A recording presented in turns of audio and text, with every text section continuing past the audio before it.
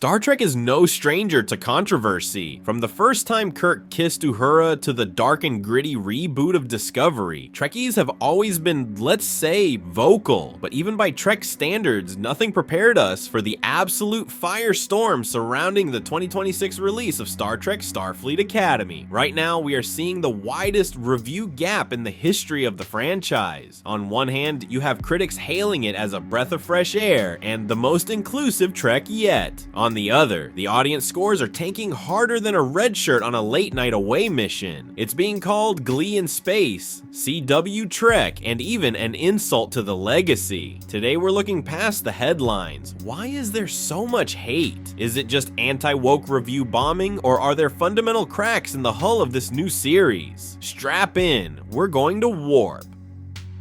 Part 1. The YA Gravity Well. Let's talk about the biggest complaint, the tone. Starfleet Academy is set in the 32nd century, the post-burn era we saw in Discovery, but instead of the high-stakes exploration we're used to, the show feels like a young adult drama. Think about the Starfleet we know. It's the best of the best, the smartest, most disciplined minds in the galaxy. In this show, we're watching cadets engage in prank wars and using 21st century slang like dumpster fire and bouncy houses. Fans argue that Starfleet isn't a high school, it's a professional organization. The Chancellor factor, then we have Chancellor Nala Ake, played by Holly Hunter. She's a brilliant actress, but the characterization has fans divided. She walks around the academy barefoot and runs the school with what critics call an empathy gospel. To legacy fans, it feels less like a military academy and more like a liberal arts college in Vermont. Is it a betrayal of the professionalism that defined the franchise for 60 years? Many fans are saying yes. Part 2. The Lore Breakers, Laura and Jayden. Now we get into the canon conundrum, and boy, did they tweak the lore. First, there's Laura Thok, the Academy's cadet master. She is part Jem'Hadar. If you've watched Deep Space Nine, your brain just short-circuited. The Jem'Hadar were engineered by the founders to be sterile, all-male, short-lived killing machines addicted to Ketracel White. The show hand-waves this by saying 800 years have passed, but for fans, it feels like the writers just wanted a cool alien hybrid without respecting the history. The pacifist Klingon. Then there's Jayden Krag. He's a Klingon who is sensitive, emotional, and, get this, hates fighting. While Star Trek has always explored individuals who defy their culture, think Worf or B'Elanna, detractors feel this takes the warrior race identity and completely sanitizes it to fit a modern soft aesthetic. It's not just new, for some, it's unrecognizable.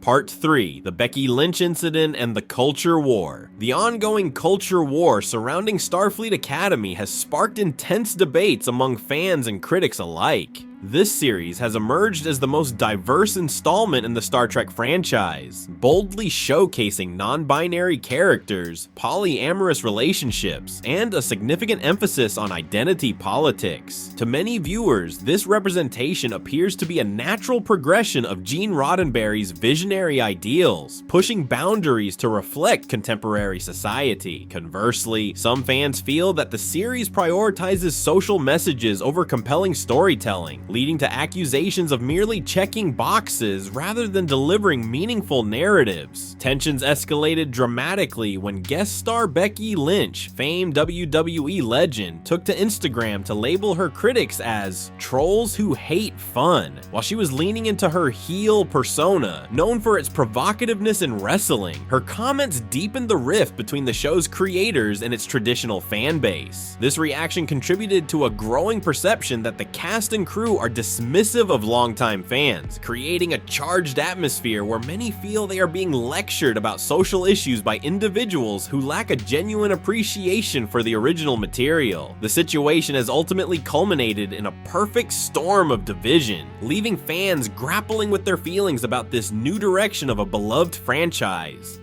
Part 4. The Saving Graces, Giamatti and the Doctor. Is everything about the show truly negative? Not at all. In fact, it boasts an extravagant budget and features two of the most brilliant actors of our time. One standout performance comes from Paul Giamatti, who embodies the malevolent space pirate Noose Braca. His portrayal vividly captures a morally gray essence reminiscent of the dynamic characters from Deep Space Nine, infusing a depth and complexity that the show seems to miss in other areas. On the other hand, Robert Picardo's return as the original emergency medical hologram, EMH, is a nostalgic treat for fans. Now 900 years old, his character has aged in both wisdom and demeanor, taking on the role of a mentor, akin to a holographic Yoda guiding a new generation of explorers. However, even in these noteworthy elements, some tension arises. The Doctor, attempting to connect with the younger characters, employs 32nd century slang, a choice that leaves some fans feeling uneasy, while others find it a comical and natural evolution of his character. This juxtaposition adds a layer of intrigue to the show as it navigates the balance between nostalgia and modernity.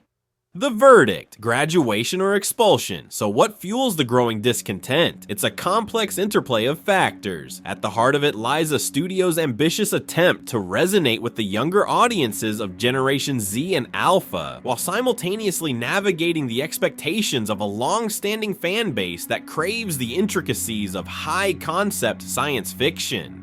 Currently, Starfleet Academy finds itself adrift, struggling to define its own identity. It aspires to blend gritty drama, enchanting romance akin to a magic school, and profound philosophical musings, all within the same narrative. However, in its effort to cater to a wide array of viewers, it risks alienating everyone, evidenced by its declining position in the global top 10 ratings on Paramount+.